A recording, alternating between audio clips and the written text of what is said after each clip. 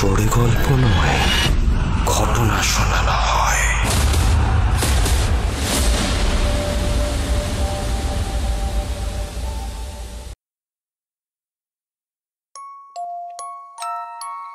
সকলকে স্বাগত জানাচ্ছি ভুতুরের 34 নম্বর এপিসোডে। আশা করি সকলে ভালো আছেন এবং এই গরমের দিনে, এই গরমের সময়টায় নিজেকে সুস্থ রাখছেন। যদিও খুব গরম পড়েছে বিগত কয়েকদিন ধরে, দিন বলবো না কয়েক সপ্তাহ ধরে প্রচণ্ড গরম পড়েছে। আশেপাশে অনেক জায়গাতেই সতর্কতা বার্তা জারি হয়ে গেছে, কারণ লাস্ট কয়েকদিন ধরে তাপমাত্রা 45 ডিগ্রির ওপর পর্যন্ত ছুঁয়ে গেছে। গরম এতটাই বেশি, আশেপাশে কিন্তু আমরা অনেকেই হিট স্ট্রোকের খবর পাচ্ছি। তো এই সময় সকলে নিজের এবং নিজের পরিবারের শরীর স্বাস্থ্যের কথা খেয়াল রাখবেন এবং খুব প্রয়োজন ছাড়া দিনের বেলা বাইরে বেরোবেন না। যদিও আমার কাছে এই কথাটা খুব সহজ মনে হচ্ছে, কিন্তু যাদের রুজিরুটির জন্য দিনের বেলা বাইরে বেরোতে হয়, বাইরে বেরিয়ে কাজ করতে হয়, তাদের তো বেরোতেই হবে। তো তারা নিজেদের শরীর স্বাস্থ্যের কথা খেয়াল রাখবেন। প্রয়োজনে গ্লুকন-ডি অথবা ওআরএসের জল কিন্তু নিজের সঙ্গে অবশ্যই ক্যারি করবেন এবং সুযোগ পেলে বাইরে কখনো আখের রস, কখনো ডাবের জল, এই জাতীয় জিনিস আমাদের শরীরকে ঠান্ডা রাখে, গরম থেকে বাঁচাতে পারে আমাদের শরীরকে এই জাতীয় জিনিস। তো এই সব জিনিস খাবেন। এই জাতীয় জিনিস খেলে আপনারা একটু সুস্থ থাকবেন, কারণ আমাদেরকে কিন্তু সুস্থ থাকতে হবে এবং আমাদের পরিবারকেও সুস্থ রাখতে হবে। আর সুস্থ থাকলেই কিন্তু ভুতুরের এপিসোডগুলো আমরা প্রতিনিয়ত শুনেই যাব। আজকে মোট দুটো সত্যি ঘটনা আমার সঙ্গে রয়েছে, যাদের মধ্যে প্রথম যে ঘটনাটি রয়েছে, প্রথম ঘটনাটি যখন আপনারা শুনবেন আপনারা অবাক হয়ে যাবেন। এতদিন আপনারা শুধু নেগেটিভ এন্টিটি নিয়ে শুনেছেন, কিন্তু আজকে যেই ঘটনাটা যিনি পাঠিয়েছেন তিনি স্বীকার করেছেন ঘটনাটা সত্যি ঘটনা এবং জিনিসটা কোনো নেগেটিভ এনার্জি নিয়ে না। আমি আর কিছু বলবো না, তোমরা তোমাদের মতামত জানাবে অবশ্যই ঘটনাটা পুরোপুরি শুনে। তোমাদের কি মনে হয়, এরকম কি সত্যি বাস্তবে ঘটতে পারে, বা এরকম কি সত্যি বাস্তবে আমাদের মধ্যে কিছু এক্সিস্ট করে? তো যারা নতুন শুনছেন, চলুন শুরু করছি আজকের প্রথম ঘটনা।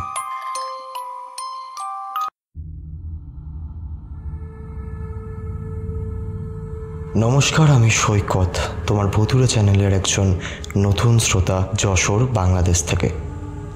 আজকে আমি যে ঘটনাটা বলতে চলেছি, ঘটনাটা আগের বছর শীতের সময়ের ঘটনা, মানে ওই ডিসেম্বর কি জানুয়ারি হবে, মোস্ট প্রবাবলি ডিসেম্বর।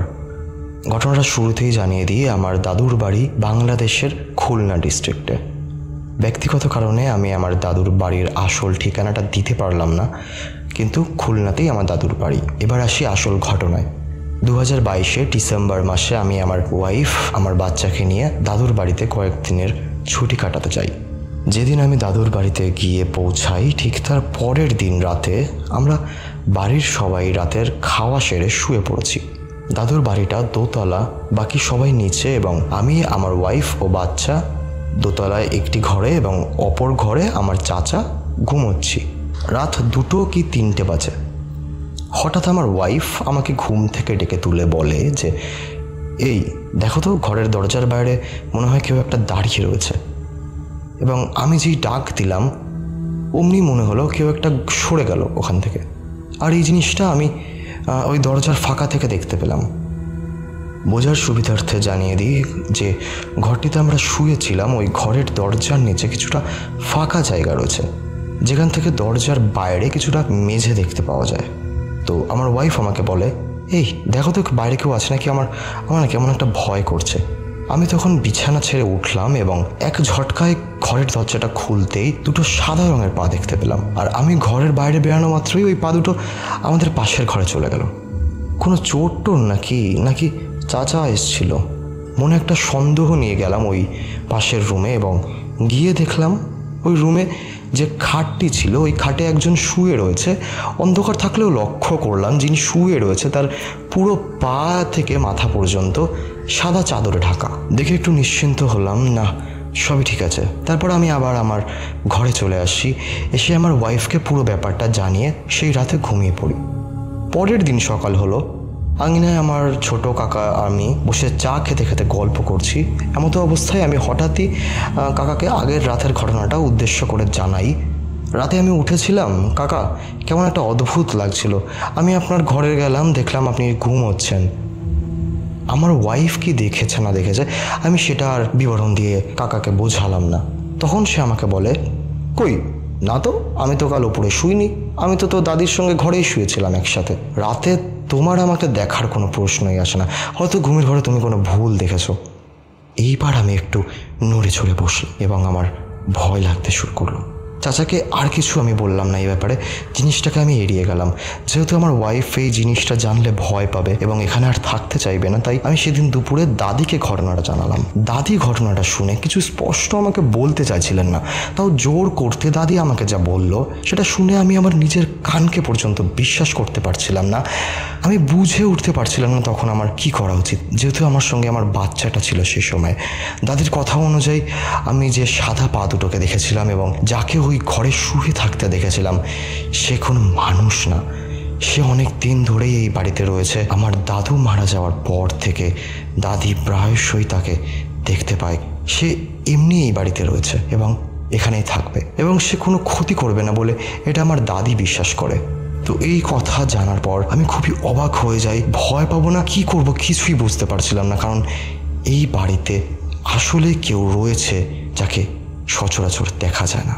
এই কথাটা দাদির কাছ থেকে জানার পর আমি কোনোভাবে আমার মনকে ওখানে স্থির করাতে পারলাম না। আমি দুদিনের মধ্যেই আবার যশোরে ফিরে আসি এবং আমার ওয়াইফকে পুরো ঘটনাটা জানাই।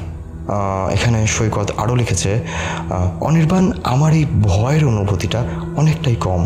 যদি স্পেসিফিক্যালি আমি ভূতের ভয় বলি, তবে এই কথাগুলো দাদির কাছ থেকে জানার পর আমার বেশ গায়ে কাঁটা দিয়ে উঠেছিল। এরপর সৈকত উনি কিছু আরও গুড উইশ করেছেন, অনেক বড় হও, অনেক আগে এগিয়ে যাও এবং এইভাবেই আমাদের আরও ঘটনা শুনিয়ে যাও। থ্যাংক ইউ সৈকত, এত সুন্দর একটা উইশ করার জন্য অনেক অনেক ধন্যবাদ তোমাকে।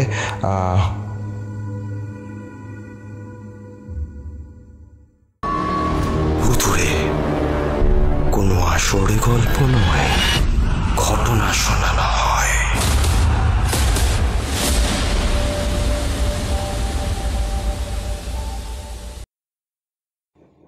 হাউ ওয়াজ ইট? ঘটনাটা কেমন লাগলো তোমাদের? কতটা ভয় পেলে, তার থেকে বড় কথা কতটা অবাক হলে কমেন্ট করে জানাও। আর তোমাদের সঙ্গে যদি এরকমই ঠিক এই সেম সিচুয়েশন যদি তোমাদের সঙ্গেও ঘটে, রাতে তুমি তোমার ঘরে ঘুমোচ্ছ আর কোনো একটা দরকারে তুমি ঘুম থেকে উঠলে তোমার পাশের ঘরে দেখলে তোমারই কোনো এক চেনা পরিচিত অথবা এমন কেউ শুয়ে রয়েছে যে কিনা অনেক আগেই মারা গিয়েছেন, কি করবে সেই মুহূর্তে তোমরা? জানাও কমেন্ট করে, কমেন্ট বক্সে। ভিডিওটিকে লাইক করে দাও, শেয়ার করে দাও। এইরকম অদ্ভুত, অলৌকিক, ভৌতিক সত্যি ঘটনা শুনতে চ্যানেলটিকে সাবস্ক্রাইব করে নাও। আজকে দ্বিতীয় যে ঘটনাটি রয়েছে একটু বলে দিই, ঘটনাটা শুনলে তোমরা ভয় তো ডেফিনেটলি পাবে, আর মন দিয়ে পুরো ঘটনাটা শুনলে তোমরা জানতে পারবে যে এই ভৌতিক অভিজ্ঞতা অনেক সময় কতটা মারাত্মক হতে পারে, এমনকি কারোর প্রাণ পর্যন্ত চলে যেতে পারে। ভৌতিক অভিজ্ঞতা এবং তার মর্মান্তিক পরিণতি। ঘটনাটা আমার ফেসবুক প্রোফাইলে ইনবক্সে এসে পৌঁছেছে। ঘটনা পাঠিয়েছে উর্মি। উর্মি ভুতুরের একজন নিয়মিত শ্রোতা। ও চায় ওর এই ঘটনাটা আমি পড়ে শোনাই। তো চলো ফিরে যাই আজকের দ্বিতীয় ঘটনার দিকে।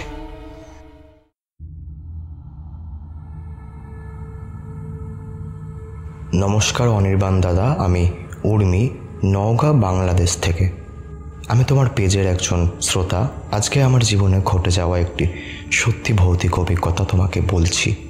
জানি না ঘটনাটা তুমি সিলেক্ট করবে কিনা, তবু যদি ভালো লাগে তাহলে প্লিজ আমার এই ঘটনাটা তোমার পেজে শেয়ার দিও। 2019 সালে আমি যখন ক্লাস 5-এ পড়ি, তখন আমার স্কুলে ঘটে যাওয়া একটি ঘটনা যার ব্যাখ্যা আমি এখনও খুঁজে পাইনি। ঘটনাটা মনে পড়লে এখনও আমাকে আগের মতোই ভাবায়। তো সেই সময় আমার স্কুলে পরীক্ষা চলছিল। পরীক্ষা চলাকালীন আমি আমার 4 বান্ধবী এবং আমার থেকে 2 ক্লাস ছোট এক বোন আমাদের স্কুলেরই এক শিক্ষকের কাছে টিউশন পড়তে যেতাম। বোঝার সুবিধার্থে জানিয়ে দিই, আমাদের স্কুল শুরু হতো সকাল 7টায় এবং শেষ হতো দুপুর 1টায়। আমরা প্রতিদিন সকাল 6টায় স্কুলে চলে যেতাম এবং যেহেতু ওই বোনটি আমার বাসার পাশের বাসায় থাকতো, তাই সেও আমার সঙ্গেই স্কুলে যেত। তো প্রতিদিনের মতনই সেদিনও আমরা স্যারের কাছে পড়তে গেছি। স্যার আমাদের পড়াচ্ছেন। সেই সময় আমি বাথরুম ব্যবহারের জন্য উপরে যাই। যেহেতু ওই বোনটি আমাদের সঙ্গেই ছিল, তাই সেও আমার সঙ্গে ওপরে মানে দোতলায় যায়। ঘটনার সূত্রে বলে রাখা ভালো, আমাদের স্কুলটি ছিল 5 তলা, 2 তলা পর্যন্ত ইউজ হতো এবং বাকি যে 3টে ফ্লোর ছিল ওই 3টে ফ্লোর অনেক দিন ধরেই পরিত্যক্ত অবস্থায় ছিল, মানে ওই 3টে ফ্লোরে কেউই আসা যাওয়া করতো না। তো ওই দিন সকাল 6টার সময় আমরা 5 জন স্টুডেন্ট এবং আমাদের টিচার ছাড়া পুরো স্কুলে আর কেউ ছিল না।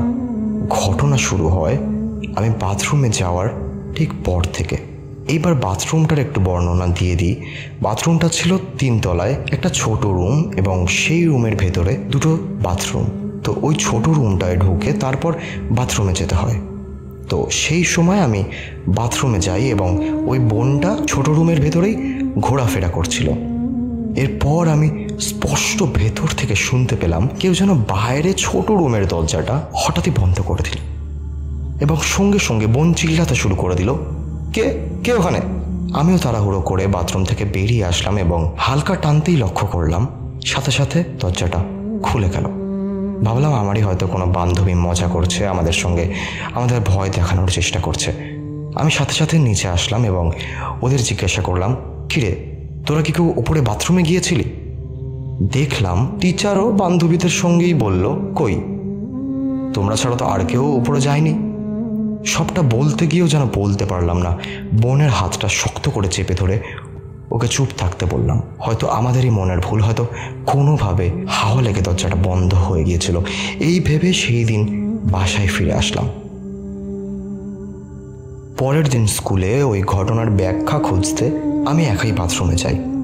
আমি বাথরুমের ভিতরে হাঁটাহাঁটি করছিলাম আর বোঝার চেষ্টা করছিলাম যে আগের দিন ঠিক কী ঘটেছিল। সেই সময় যখন আমি গেটের দিকে ঘুরলাম তখন একা একা রুমের গেটটা বাইরে থেকে লক হয়ে গেল। ভয়ে আমি চিৎকার করতে শুরু করে দিলাম, কে কে বাইরে, দরজাটা খুলে দাও। আবার দরজাটা একা একাই খুলে গেল। এবার আমি নিশ্চিত আমার কোনো বান্ধবী নিশ্চয়ই এই বদমাইশিটা আমার সঙ্গে করছে আমাকে ভয় দেখানোর জন্য। আমি ঠিক করলাম পুরো দোতলা এবং দোতলার যে ছাদ ছিল দুটোই খুঁজে দেখব। পুরো দোতলা খুঁজে দেখার পরেও অবাক করা বিষয়, আমি কাউকেই খুঁজে পেলাম না। তৎক্ষণাৎ আমি নিচে আমাদের রুমে এসে ছোট বোনটাকে জিজ্ঞাসা করলাম, কেউ কি আমি বাথরুমে যাওয়ার পর উপরে গিয়েছিল? তখন বোন অবাক হয়ে বলে, কেউ তো যায়নি, তুমি তো একাই গেলে। আমি সেই সময় আর কিছু বললাম না। পুরো বিষয়টা পরিষ্কারভাবে বোঝার জন্য সেদিন ক্লাস ছুটির পর একা উপরে বাথরুমে গেলাম। স্বাভাবিকভাবেই কিছুই বুঝতে পারলাম না। পুরো দোতলার ছাদ তন্ন তন্ন করে খুঁজে কোথাও কিছু না পেয়ে আমি সিঁড়িতে নেমে আসছি। আমার মনে হলো আমার ঠিক পেছনে কেউ যেন আমার সঙ্গেই নামছে, মানে সিঁড়ি দিয়ে একটা একটা করে ধাপ নিচে নামছে। আমি একবার পেছনে ঘুরলাম, দেখলাম কিছুই তো নেই। আবার সামনে ঘুরতেই আমি দেখলাম একটা কালো ছায়া আমার সামনে থেকে সরে গেল এবং উপরে 3 তলার দিকে চলে গেল। আমি প্রচণ্ড ভয় পেয়ে একদম নিচে চলে আসি এবং বাকি বান্ধবীদের সাথে বাসায় ফিরে আসি। বাসায় এসে স্নান খাওয়া সেরে আমার সাথে ঘটা ঘটনাটার কথা বারবার চিন্তা করতে থাকি এবং ঠিক করি পরের দিন দুপুরে ঠিক 1টার দিকে আবার দোতলায় যাব। যেমন কথা তেমন কাজ। পরের দিন 1টা বাজতেই দৌড়ে দোতলায় চলে গেলাম। পুরো দোতলা তন্ন তন্ন করে খুঁজে কাউকে পেলাম না। আমি সিঁড়ি দিয়ে নামতেই যাব, তখনই সেই আগের দিনের মতো একই অনুভব আমার হতে লাগলো। আমি সিঁড়ি দিয়ে নামছি, ঠিক আমার পায়ের তালে তালে আরও কেউ একটা পা ফেলছে। ঘুরে দেখলাম আবার কেউ নেই। পর মুহূর্তে সামনে দেখলাম সামনেও কেউ নেই। এইবার আমি সিঁড়ি দিয়ে আরও 2 ধাপ নিচে নেমে এসেছি। ঠিক তখনই মনে হলো আমার কাঁধে কেউ যেন একটা গরম নিঃশ্বাস ফেললো। সারা শরীরে যেন একটা তড়িৎ প্রবাহ হয়ে গেল আমার। আমি পেছনে তাকিয়ে যা দেখলাম, যে জিনিসটা আমি দেখতে পেলাম, সত্যি বলছি সেটা এখনও ভাবলে আমার গায়ে কাঁটা দিয়ে দেয়। পেছনে ঘুরে আমি যে দৃশ্যটি দেখলাম তা দেখে আমার পায়ের তলা থেকে মাটি সরে যায় অবস্থা। আমি দেখলাম একটা মেয়ে, খোলামেলা তার চুল, এত বিশ্রী তার চেহারা, চোখ থেকে যেন রক্ত পড়ছে।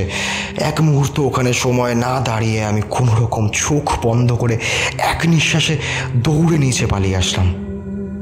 নিচে এসে আমি বাকি বান্ধবীদের সবটা জানাই। প্রথমে ওরা কেউই আমার কথায় বিশ্বাস করছিল না, পরে ওরা বলে কাল ক্লাস শেষে দেখা যাবে। যেমন কথা তেমনি কাজ। পরের দিন আমি আমার 4 বান্ধবী এবং সেই ছোট বোন সবাই দোতলায় যাই এটা খুঁজতে যে আদৌ কিছু ওখানে আছে কি না। বাপরে উর্মি, তোমার সত্যি অনেক সাহস রয়েছে, কারণ তুমি ওই দৃশ্য দেখার পর, ওই মেয়েটাকে দেখার পর আবার তুমি তাকে খুঁজতেই দোতলায় গেছো। তো তোমার অনেকটা সাহস তোমার মধ্যে ছিল। আমি জানি না তোমার ওই বয়স আমি থাকলে আমি ওই দৃশ্য দেখার পর আমি কি করতাম। আমি হয়তো আর কোনোদিন স্কুলেই যেতাম না, আমি হয়তো তখনই স্কুল চেঞ্জ করে নিতাম। যাই হোক, ফিরে আসি ঘটনা থেকে। উর্মি লিখছে, পুরো দোতলা খুঁজে কাউকে দেখতে পাওয়া গেল না। ঠিক তখনই আমি এবং ওই সময় ওখানে উপস্থিত সবাই স্পষ্ট দেখলাম একটা কালো ছায়া আমাদের একদম সামনে থেকে 3 তলার দিকে চলে গেল। যেন কেউ একটা আমাদের সামনে থেকে ঝড়ের গতিতে দৌড়ে ওপরে চলে গেল। মনে অনেক সাহস জুগিয়ে আমরা সবাই সেটার পিছন করতে করতে 3 তলায় চলে গেলাম। আমরা 6 জন নিজেদের মতো আলাদা আলাদাভাবে ওই ছায়াটিকে খুঁজতে থাকি এবং ওই সময় আচমকা এক বিভৎস কিছু একটা পড়ে যাওয়ার শব্দ আমার সম্বিত ফেরালো। আমি কিছু বুঝতে না পেরে 3 তলা থেকে নিচের দিকে দেখলাম আমার এক বান্ধবী একদম নিচে রক্তাক্ত এবং ক্ষতবিক্ষত অবস্থায় পড়ে রয়েছে। কি সাংঘাতিক উর্মি, মানে আমি জাস্ট স্পিচলেস হয়ে যাচ্ছি। মানে এতটা ভয়ানক একটা পরিস্থিতির সামনে তোমরা পড়েছিলে এবং কি বিশাল বিপদের মুখে তোমরা পড়েছিলে। I just speechless. এরকম ভয়ানক পরিস্থিতির ঘটনা ভুতুড়েতে আগে কোনোদিন শোনানো হয়নি, আগে কোনো ঘটনা এইরকম শেয়ার করা হয়নি। অসংখ্য ধন্যবাদ উর্মি ঘটনাটাকে আমাকে পাঠানোর জন্য। ফিরে আসি ঘটনায়। এরপর উর্মি লিখছে, আমরা এই দৃশ্য দেখে তাড়াহুড়ো করে নিচে দৌড়ে চলে আসি। সেই সময় স্কুলের এক দারোয়ান মামা বাকি নিচের রুমগুলো তালা বন্ধ করছিল। উনিও ধপ করে কিছু পড়ে যাওয়ার শব্দ পেয়ে উনিও চলে আসেন ওইখানে। বোঝা যায় সেই বান্ধবী আর জীবিত নেই। রক্তাক্ত অবস্থায় ওর দেহটা পড়ে রয়েছে মাটিতে। ভয়ে আমাদের কি করা উচিত আমরা কিছুই বুঝতে পারছিলাম না। এমতো অবস্থায় ওই দারোয়ান মামা হেড টিচারকে ফোন দেন এবং স্কুলে আসতে বলেন।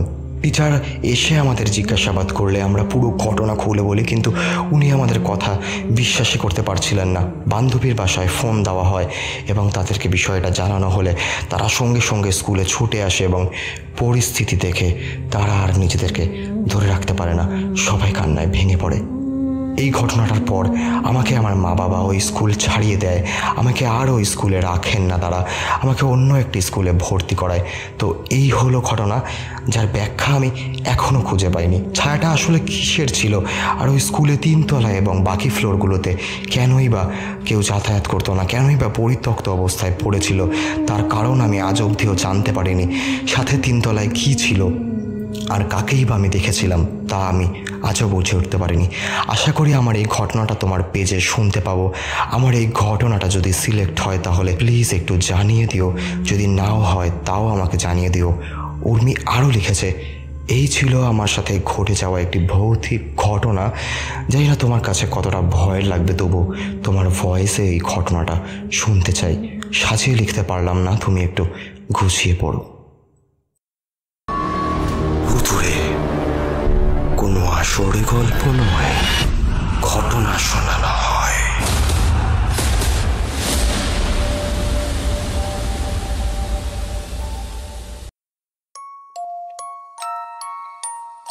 তো এই ছিল 34 নম্বর এপিসোডের সেকেন্ড ঘটনা। অনেক অনেক ধন্যবাদ উর্মিকে এমন একটা ঘটনা আমাদের ভুতুড়ে পরিবারের সকল শ্রোতাদের এবং আমার সঙ্গে শেয়ার করার জন্য। আমরা জানতে পারলাম ভৌতিক ঘটনা আর কৌতূহল এই দুটোর সংমিশ্রণ কিন্তু অনেকটা ভয়ানক এবং মর্মান্তিক পরিস্থিতি ডেকে আনতে পারে। খুব মন খারাপ লাগলো উর্মি, সত্যি বলছি, যখন জানতে পারলাম তোমার ওই বান্ধবীটি আর বেঁচে নেই। মানে ঠিক কী বলা উচিত আমার দিক থেকে আমি বুঝতে পারছি না। ভগবানের কাছে একটাই প্রার্থনা করব, যাতে এই ধরনের ঘটনা যেন আর কারোর সঙ্গে না ঘটে, কেউ যেন এই কৌতূহলের বশে নিজের প্রাণ না হারায়। তোমার ওই বান্ধবীটির জন্য অনেক অনেক সমবেদনা জানাই আমি, যে এখন আমাদের মধ্যে এই পৃথিবীতে নেই, এবং তার সকল পরিবারকে সমবেদনা জানাচ্ছি আমার দিক থেকে এবং সকল ভুতুড়ে শ্রোতাদের দিক থেকে সমবেদনা জানাই। উর্মি, ভগবানের কাছে তোমার ওই বান্ধবীর আত্মার শান্তি কামনা করছি এবং তোমরা যারা এই এপিসোডটা এখন শুনছো তোমরাও ভগবানের কাছে প্রে করো যাতে এই ধরনের ঘটনা কারোর সঙ্গে না ঘটে, তোমাদের মধ্যে কারোর সঙ্গে না ঘটে বা তোমাদের আশেপাশে কারোর সঙ্গে না ঘটে। ঈশ্বরের আশীর্বাদে আমরা প্রত্যেকে যেন ভালো থাকতে পারি, এসব অশুভ শক্তির পাল্লায় যেন আমরা কখনো না পড়ি। তো অনেক ধন্যবাদ এরকম একটা ঘটনা আমাদের সঙ্গে শেয়ার করার জন্য। উর্মি, থ্যাঙ্কস আ লট। আর ওই স্কুলটার ব্যাপারে আরও জানার আগ্রহ কিন্তু আমাদের এই ভুতুরে পরিবারের সদস্যদের যারা এই ঘটনাটা শুনলো তাদের রইল। ওই স্কুলে যদি এইরকম ধরনের ঘটনা আরও থেকে থাকে তাহলে সেগুলো জানার আমাদের আগ্রহ রইল। এই রকম আমাদের ভুতুরের মতো ঘটনা যদি কারোর কাছে থেকে থাকে, যদি সেটা তোমাদের নিজেদের অভিজ্ঞতা হয় অথবা তোমাদের শোনা কোনো ঘটনা হতে পারে, সেগুলো আমাদেরকে তোমরা পাঠিয়ে দিতে পারো। ঘটনা পাঠানোর জন্য কি করতে হবে না, ঘটনা পাঠানোর জন্য আমাদের ফেসবুক পেজে গিয়ে ইনবক্সে ঘটনা লিখে অথবা ভয়েস পাঠিয়ে দিলেই হবে। এছাড়া আপনি মেল করতে পারেন, মেল আইডি এবং বাকি যাবতীয় লিঙ্ক আমি সব ডেসক্রিপশানে দিয়ে দেবো। এছাড়াও তোমরা আমাদের ফেসবুক পেজটাকে ভিজিট করতে পারো, গিয়ে জানাতে পারো ভুতুরের এপিসোডগুলো তোমাদের কেমন লাগছে, ভুতুরের ঘটনাগুলো তোমাদের কেমন লাগছে, কী ধরনের ঘটনা তোমরা শুনতে পছন্দ করো, কী ধরনের ঘটনা এই চ্যানেলে তোমরা শুনতে চাও আরও বেশি বেশি করে আমাদের জানাতে পারো। অবশ্যই কমেন্ট করে ফেসবুকে স্ট্যাটাস দিয়ে, স্ট্যাটাসে আমাকে অথবা ভুতুরে পেজকে ট্যাগ করে তোমরা জানাও। এবং যেভাবে হোক তোমরা আমাদের সঙ্গে যুক্ত থাকো, আমাদের সঙ্গে কানেক্টেড থাকো, আরও বেশি করে সবাইকে শেয়ার করো, আরও বেশি বেশি করে বাংলাদেশের বিভিন্ন প্রান্ত থেকে তোমরা ঘটনা পাঠাও। আজকে অলরেডি অনেক কিছু বলে ফেললাম, আমিও হাঁপিয়ে গেছি। তো ডেসক্রিপশানে আমার নিজের ফেসবুক প্রোফাইলেরও লিঙ্ক দেওয়া রইল, চাইলে তোমরা আমাকে ফলো করে নিতে পারো। এইবার ভাবছি একটা ইনস্টাগ্রাম আইডি খুলবো, কেমন হয় ব্যাপারটা জানাও তোমরা আমাকে। আজ এত অবধি, দেখা হচ্ছে নেক্সট একটি এপিসোডে।